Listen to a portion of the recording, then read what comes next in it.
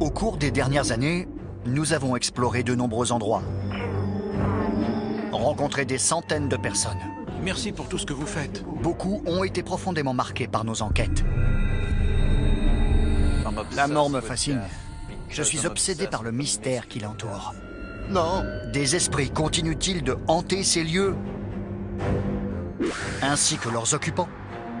Je me suis senti mourir. J'ai vomi du sang. C'est ce que nous allons découvrir dans Ghost Adventures Aftershocks.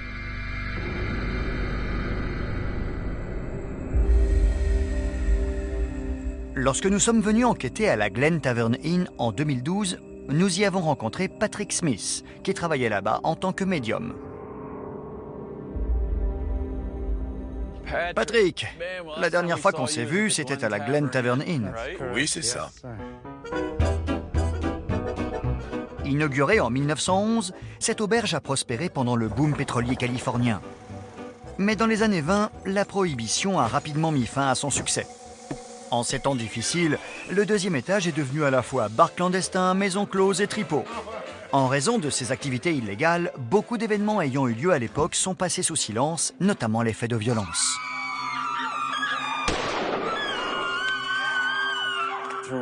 Pendant le tournage de l'épisode, quand on menait notre enquête, j'ai eu la sensation qu'il était arrivé quelque chose de tragique et d'horrible dans cet hôtel.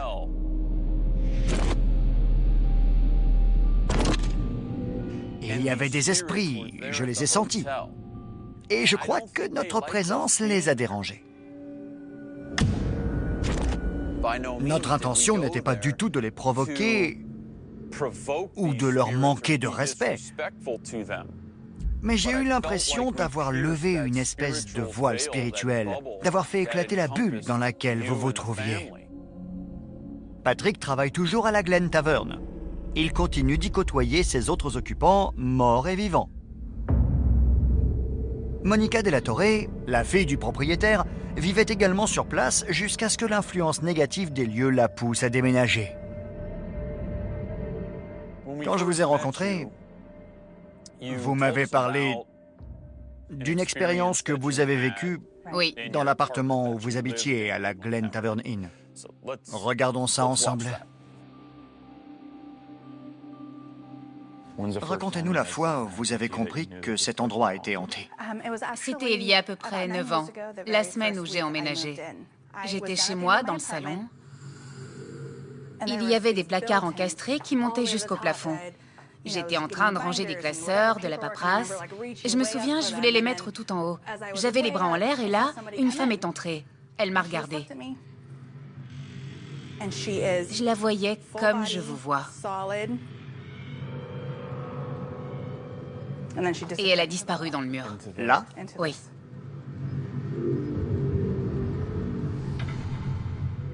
Lors de l'interview, vous avez dit quelque chose qui m'a marqué.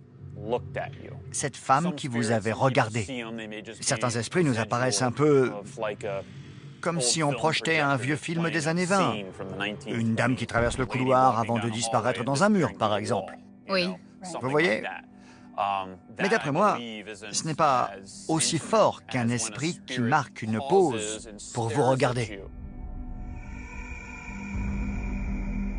Patrick, ce qui vous est arrivé à vous depuis notre départ, ainsi qu'à Monica, me pousse à me demander si notre enquête n'aurait pas entraîné un pic d'activité.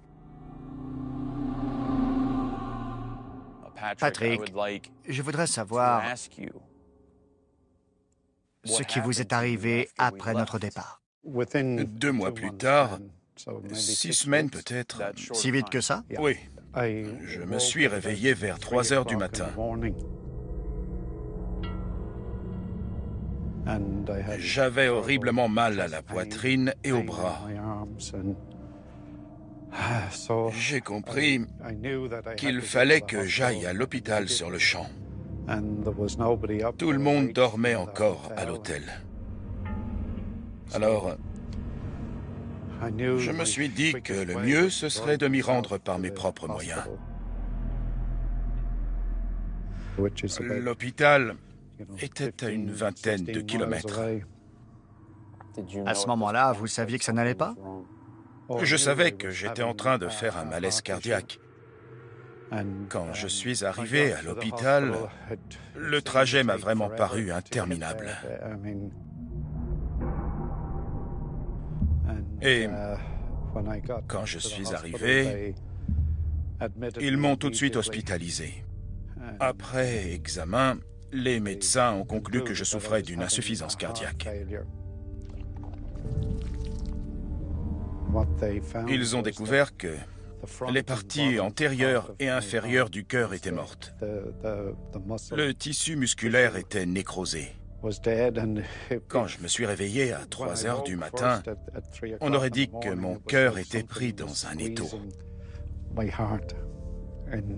En fait, il s'était rempli de sang et n'arrivait plus à le faire circuler assez rapidement vers les organes. C'était donc une insuffisance cardiaque et non une crise cardiaque. Vous avez failli mourir, Patrick? Si je n'avais pas été réveillé par la douleur. Vous seriez mort à la Glen Tavernine. Oui. Exactement.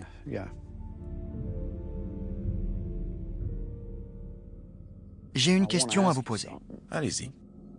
Avant de faire ce malaise cardiaque, que faisiez-vous?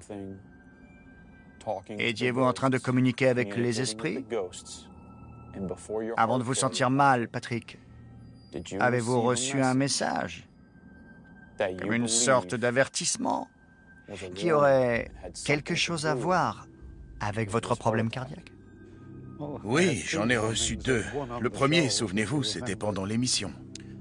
Je m'en souviens parfaitement. C'est de ça dont je parlais quand on est arrivé à la Glen Tavernine.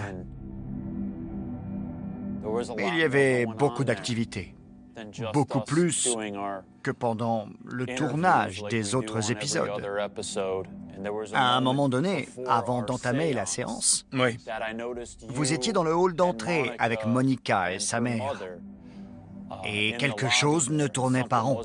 Vous aviez un drôle de comportement. J'étais nerveuse à l'idée de participer à la séance. D'ailleurs, j'ai beaucoup hésité à le faire parce que je regarde trop la télé. Je ne savais pas du tout à quoi m'attendre, ni s'il allait arriver quoi que ce soit, mais j'avais peur. J'ignore si cette sensation d'inconfort venait de notre présence ou bien des esprits qui vous entouraient, Monica et vous. Peut-être qu'ils vous en voulaient de nous avoir permis d'enquêter là-bas. Quand je suis entré ici tout à l'heure, j'ai ressenti une force très intense et très agressive qui essayait de nous transmettre un message. Pensez-vous qu'on a contrarié les esprits pendant la séance? Je voudrais vous faire écouter un message qu'on a capté grâce à l'Ovilus. Billy, est-ce que tu peux dire à nos amis ici présents quel mot l'Ovilus a dit la nuit dernière dans la chambre 307? Il y en avait 5, dans cet ordre. Avant, sort, sol, amical et carte. Et quand j'ai commencé à m'endormir, il a dit au revoir et oracle. J'avoue que je suis un peu mal à l'aise. On dirait des consignes pour faire un rituel ou jeter un sort. Sur ce sol? Le résultat sera amical. Et si ce n'est pas fait, alors... au revoir, l'oracle. Qui est l'oracle? Vous? Revenons sur cette phrase. Au revoir, l'oracle. Avec le recul, ça veut dire quoi selon vous? Croyez-vous que cette insuffisance cardiaque se soit produite naturellement? S'agissait-il d'un dysfonctionnement, d'un problème lié à votre anatomie? Ou bien croyez-vous que cela puisse avoir été provoqué par un esprit de la Glen Tavernine? Je pense que ça a joué. C'est vrai? Oui. Avez-vous capté un message en utilisant du matériel spécialisé? Oui. Pouvez-vous me parler de ce message et me dire si c'était avant votre malaise cardiaque? Oui, c'était environ 2 semaines avant. J'étais au lit dans mon appartement. Je jouais avec une appli de détection paranormale. Le radar avait relevé beaucoup d'activités. Il y avait plein de petits points verts qui se déplaçaient à l'écran. Et... Que s'est-il passé pendant que vous utilisiez cette appli? Vous avez entendu quelque chose? Oui, tout à fait. J'ai vu qu'on pouvait transformer les signaux lumineux en son, en PVE. Alors, j'ai appuyé sur le bouton et j'ai capté une voix d'enfant qui disait « D'autres gens vont mourir, et toi le premier. » Du coup, j'ai tout de suite quitté l'appli. Je ne m'en suis pas resservi depuis, sauf aujourd'hui, en attendant de m'entretenir avec vous. Je voulais voir si je captais quelque chose, mais ça n'a rien donné. Donc, il a dit « D'autres gens vont mourir, et toi le premier. » Et toi le premier. Quand on s'est rencontrés, vous m'avez dit quelque chose de révélateur vis-à-vis de votre relation à ce lieu. Quelqu'un venait de se suicider, un certain Henry. C'est exact.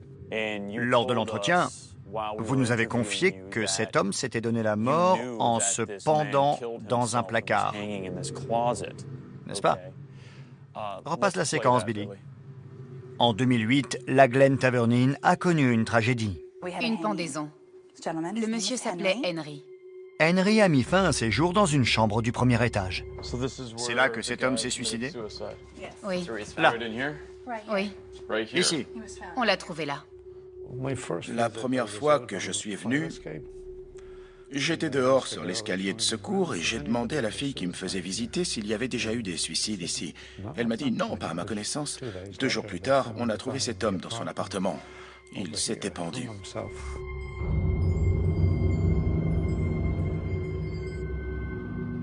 Monica et son petit ami ont récupéré l'appartement en question.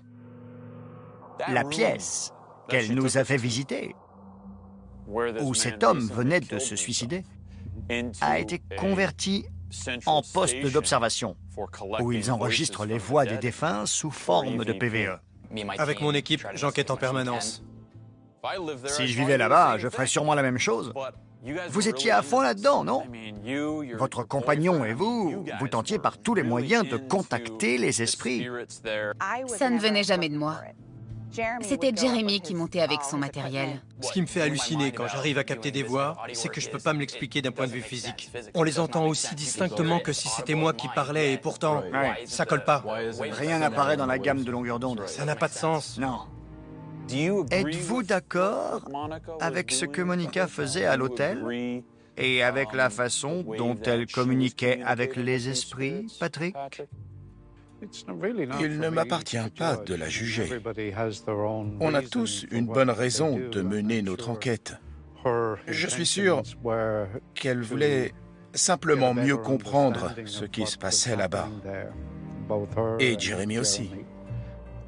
Il lui est arrivé quelque chose de grave qui l'a poussé à quitter la Glen Tavern Inn. Et vous avez fait un malaise cardiaque.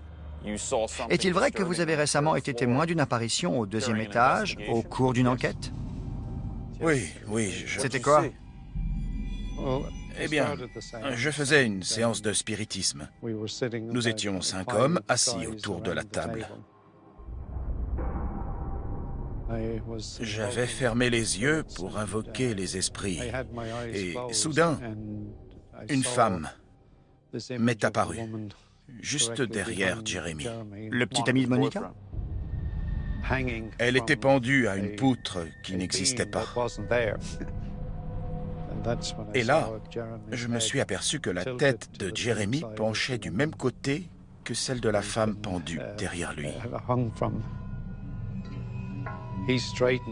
Il s'est redressé d'un coup, s'est secoué comme s'il venait de se réveiller, mais dès qu'il s'est rassis, sa tête s'est de nouveau penchée sur le côté. Après coup, il m'a dit avoir eu la sensation qu'une force extérieure le contrôlait. Il ne pouvait rien y faire. Il n'avait plus aucune emprise. Et ça, c'était en pleine séance? Oui. Ça remonte à quand? C'était après votre malaise? Oui. Patrick, vous venez de me dire que, d'après vous, ce sont les esprits qui ont provoqué votre insuffisance cardiaque, n'est-ce pas? Oui. Ils vous apparaissent très souvent. Oui. Ils vous donnent des avertissements. Je ne suis pas en train de mettre votre parole en doute. Loin de moi l'idée de remettre en question votre crédibilité. Oui. On a enquêté là-bas. Vos visions ont été validées par plusieurs décès. Pourquoi continuez-vous d'y travailler? Pour rendre service. Rendre service à qui? Aux morts et aux vivants. D'accord. Mais vous dites que les esprits ont peut-être essayé de vous tuer. Ils vous ont envoyé des avertissements. Vous avez peur de mourir? Non. Pas du tout. La mort, c'est quoi, selon vous? C'est la transition entre le monde physique et le monde spirituel. Et je suis déjà en contact avec le monde spirituel. Vous voulez dire à la Glen Tavern Inn? Oui. Si vous arrêtiez de travailler là-bas, est-ce que les esprits vous manqueraient? Ce que vous ressentez là-bas, ça vous manquerait? Non, ce n'est pas tout à fait ça. Comme je l'ai dit, mon rôle de médium est de rendre service. Et tant pis si vous en mourrez. Oui, je suis préparé. Ça fait partie du métier. Pensez-vous que vous mourrez là-bas si vous continuez d'y vivre et d'y travailler? Ça m'a traversé l'esprit, mais ce n'est pas ça qui m'empêchera d'y aller. Si vous y mourrez, croyez-vous que vous continuerez de hanter les lieux comme les esprits qui vous ont affecté et ont peut-être essayé de vous tuer? Croyez-vous que votre esprit restera à la Glen Tavern Inn? Les esprits souffrent de la solitude. Ils aiment avoir de la compagnie. Alors, s'ils apprécient ma compagnie, Oui. ils voudront que je les rejoigne, que je reste à leur côté. Ça vous conviendrait? Si tel est mon destin, alors ainsi soit-il. Mais je ne crois pas que ce soit le cas.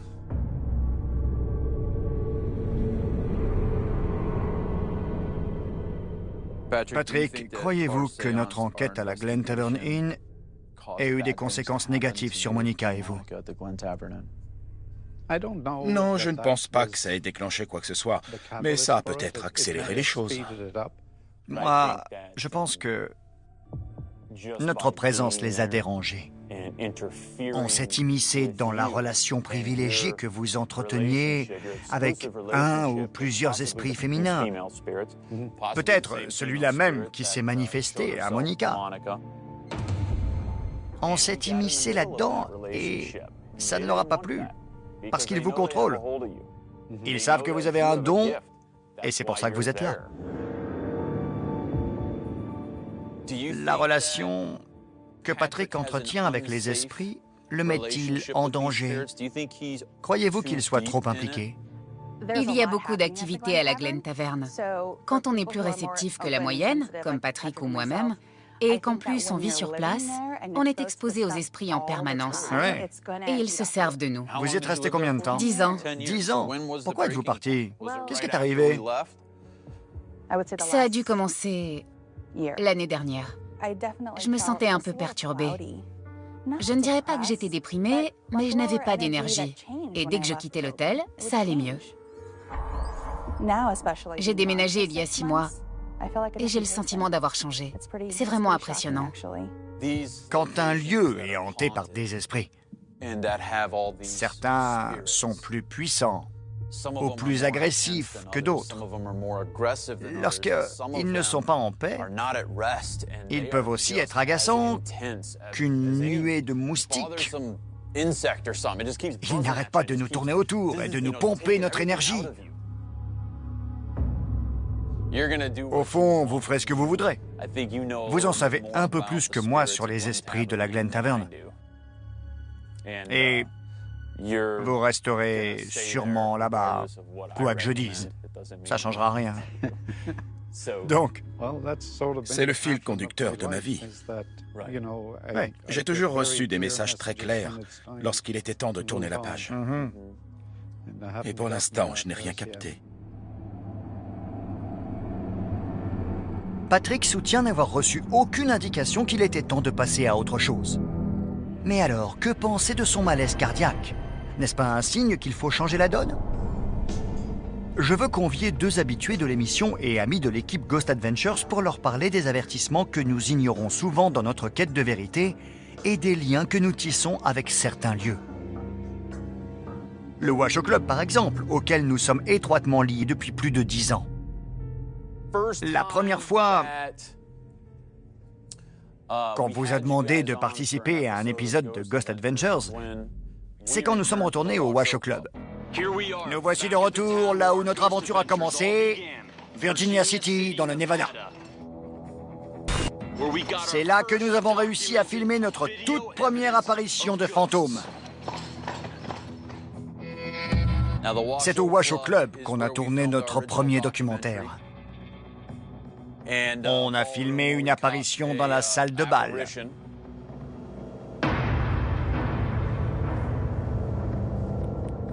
Ça remonte à 2004.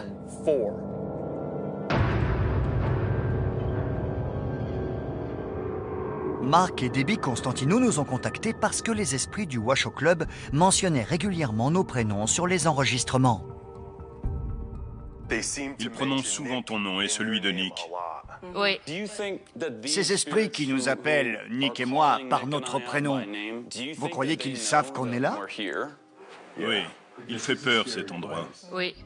Tous les deux, vous avez enregistré des PVE d'excellente qualité, dans un environnement extrêmement contrôlé. Il n'y avait pas de contamination possible. Tu sais, c'est déjà pas facile de capter un nom quand on enregistre un PVE. Mais quand on les a entendus dire Zach et Nick...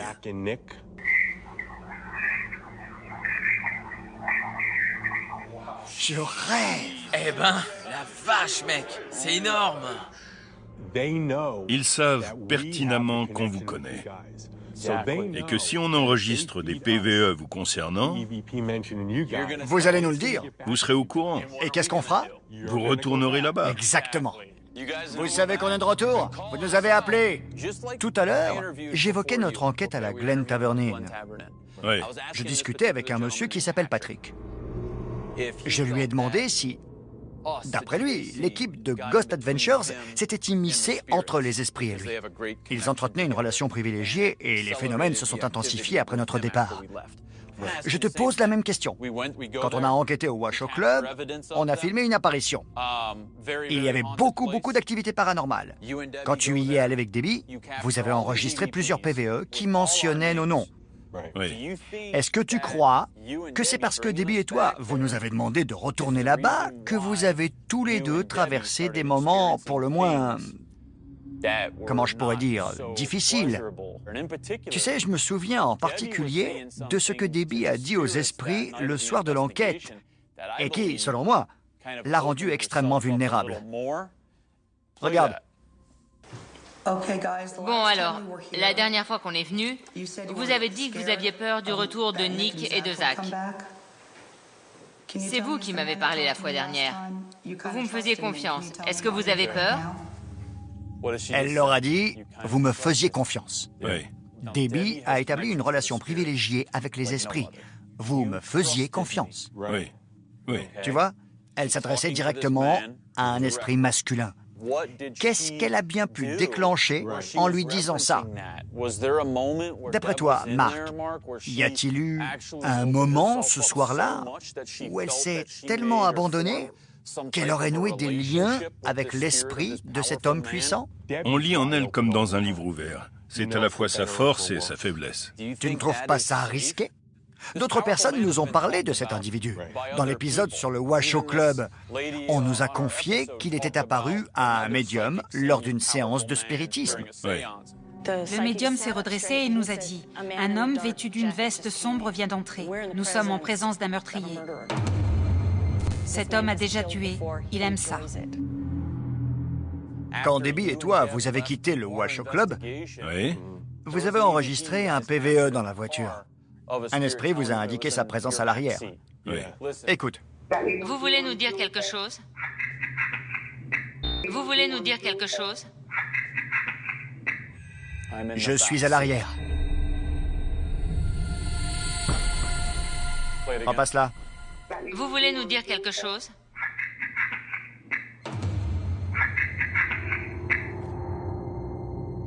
Tu ne crois pas que Debbie en a trop dit?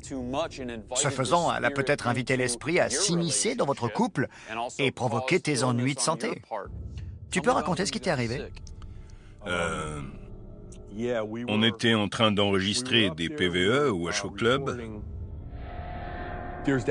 À un endroit, il y a un appui de fenêtre où on peut s'asseoir et se retrouver dos à l'arrière du bâtiment. Ouais. Tu vois quoi?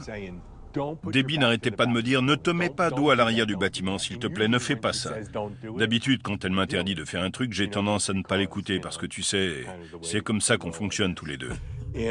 On a enregistré un PVE qui disait « Si vous revenez ici, vous serez malade. » Et moi, je n'en ai pas tenu compte. Tu sais bien qu'il y a toujours à prendre et à laisser. On se fait insulter plus souvent qu'un gardien de prison. Tu l'as dit.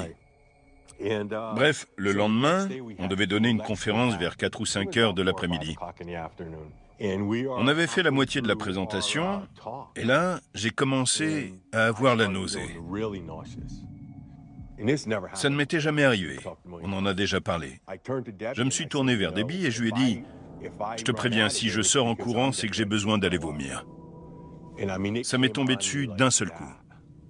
Et comme je m'y attendais, 2 minutes plus tard, je me suis éclipsé. Elle a continué la présentation. Je n'ai pas dit un mot, je me suis précipité aux toilettes et je me suis mis à vomir. Franchement, je me suis senti mourir. Mon t-shirt était trempé, tellement je transpirais. Tu as su s'il y avait une explication médicale? 4 heures plus tard, tout allait bien. J'ai même fait une enquête avec Debbie ce soir-là. Ça m'a frappé sans crier gare et je suis resté aux toilettes 1 heure en tout. Et pour ne rien te cacher, pendant les 20 dernières minutes, j'ai vomi du sang.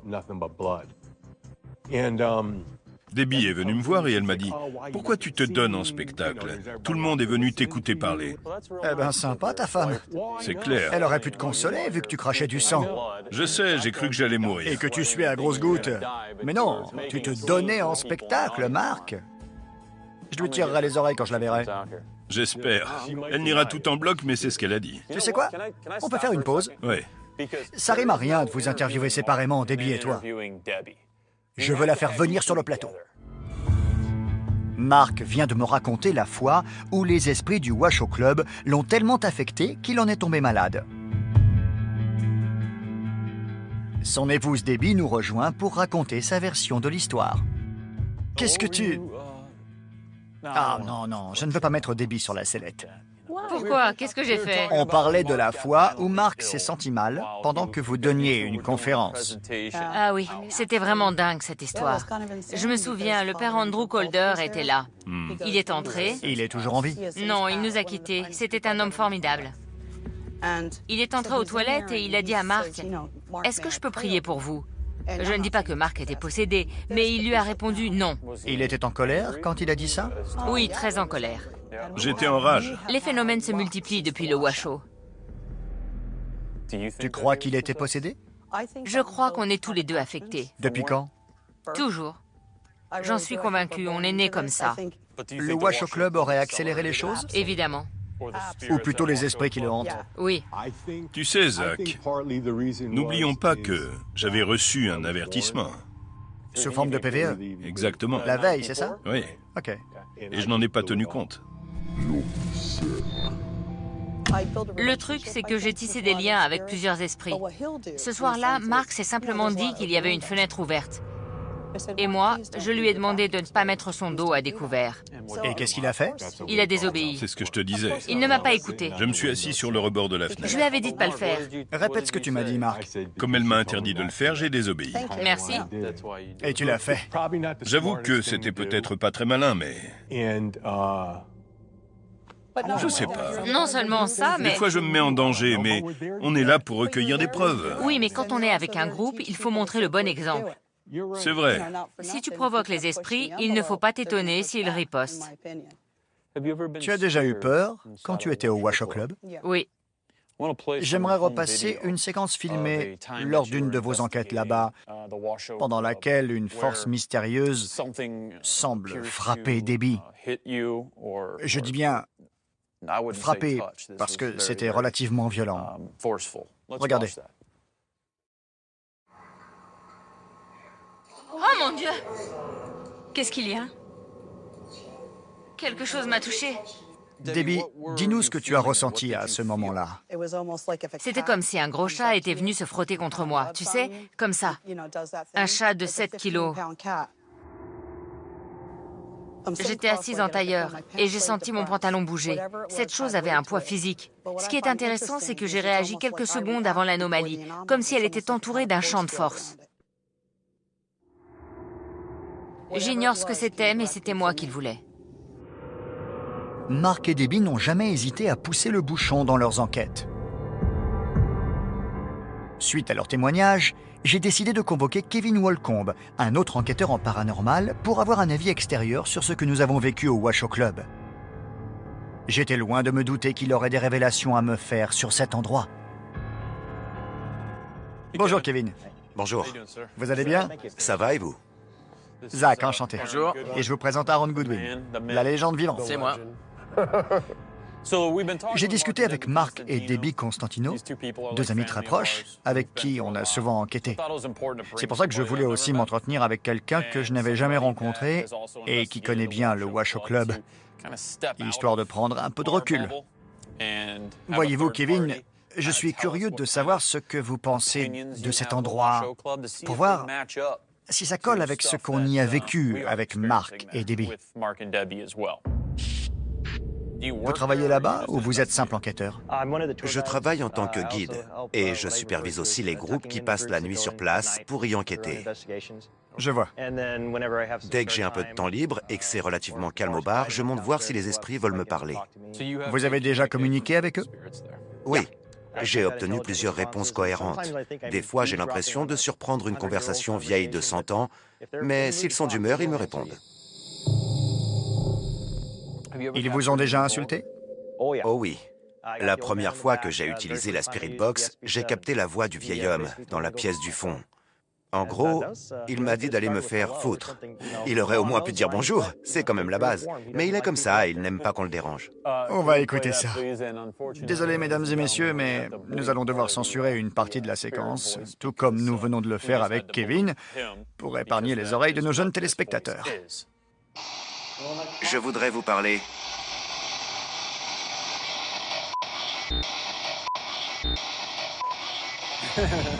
Va te faire... Oui, les relations humaines, c'est pas vraiment son truc. Vous savez qui c'est, ce type désagréable? L'ancien locataire de l'appartement, il travaillait au bar. J'ai discuté avec une femme qui vivait là-bas dans les années 80 et qui le connaissait. Elle m'a confirmé que c'était bien le genre de choses qu'il était capable de dire. Il était un peu bourru. Vous me dites que cet homme travaillait au bar? Oui. C'est là qu'il est mort? Non, il est mort chez lui. C'est vrai? C'est ce qu'on m'a dit. Attendez un peu. Vous savez, il y a eu une espèce de trou noir dans l'histoire du Washoe Club.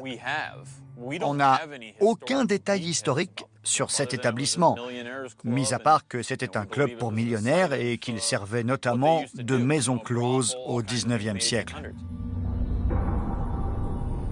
Mais on n'a jamais su avec certitude si quelqu'un y était mort. Et là, de votre propre bouche, qu'est-ce que j'apprends? Qu'on vous a confié qu'un homme y avait perdu la vie? Oui, il a travaillé là-bas de 1970 à 1981.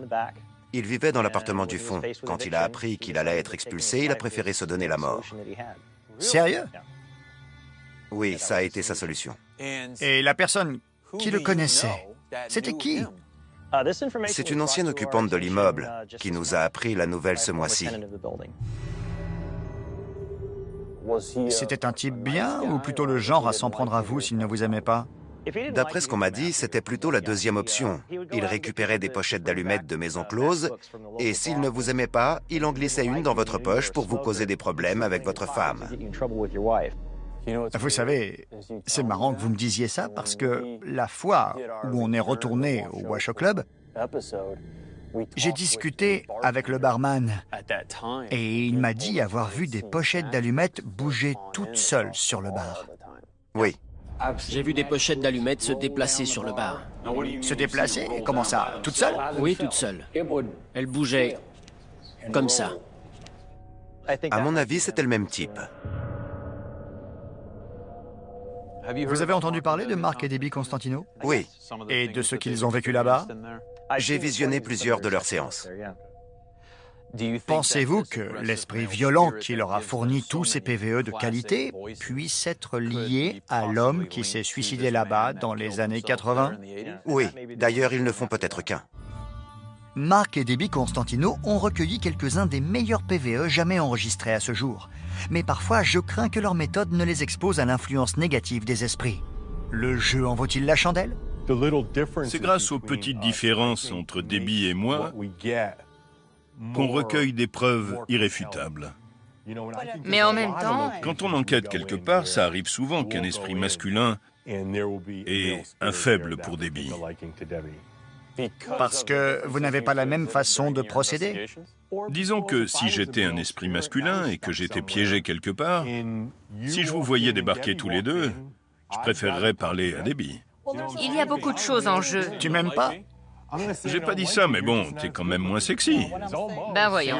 Tu penses qu'à ça ou quoi? Ouais, t'as vu ça, hein? Ne me fais pas dire ce que j'ai pas dit. Y a pas que ça dans la vie. Tu vas m'attirer des ennuis. Vous voyez, franchement, Qu'est-ce qu'il marmonne, Aaron? ça illustre bien comment on fonctionne dans l'équipe. Aaron et moi, Debbie et toi, on est comme ça dans la vraie vie. Voilà comment on se comporte quand on est ensemble, en famille. Et c'est exactement pareil quand on enquête. Ah, on n'est pas bien là. Du coup, ça évite de tomber dans le monotone du genre « Quel est votre nom? Êtes-vous parmi nous ?» Oui. Quand on enquête dans un lieu, on y apporte notre énergie de groupe. Quand il s'agit de communiquer avec les morts, d'entrer en contact avec les esprits, je crois que c'est important d'être bien entouré. L'alchimie, l'amitié, l'énergie de groupe, c'est ça qui compte.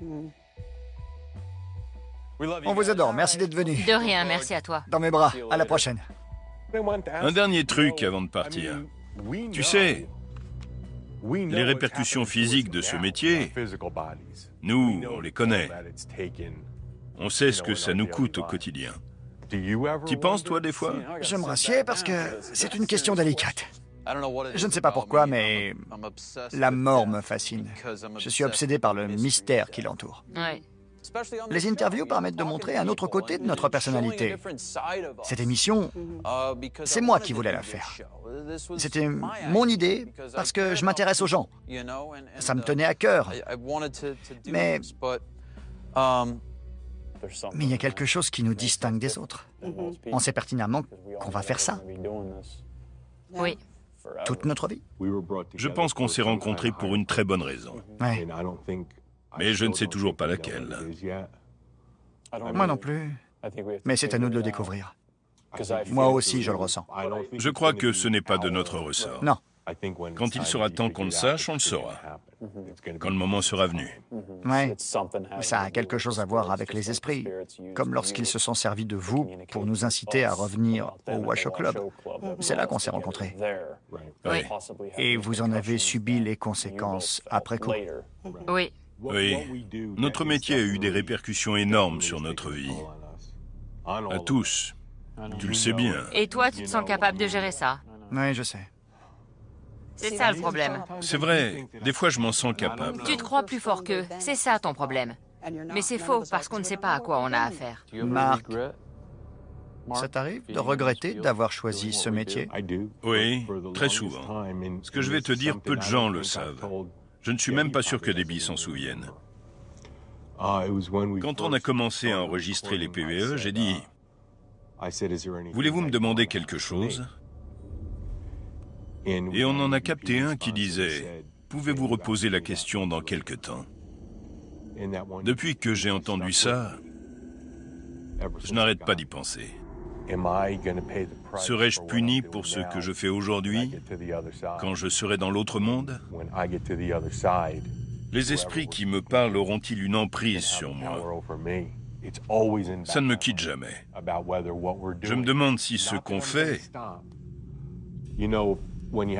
Pas que je veuille arrêter, parce que lorsqu'on a une passion, on l'assouvit, quel que soit le danger, mais je garde ça dans un coin de ma tête. Je te garantis que j'y pense au moins 2 fois par semaine. Tu remets en cause ce que tu fais avec Debbie. Oui. Et la fréquence à laquelle tu le fais. Oui. Tu crois que ça va revenir te hanter?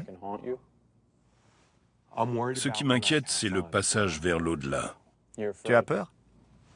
Je me demande ce qui m'arrivera.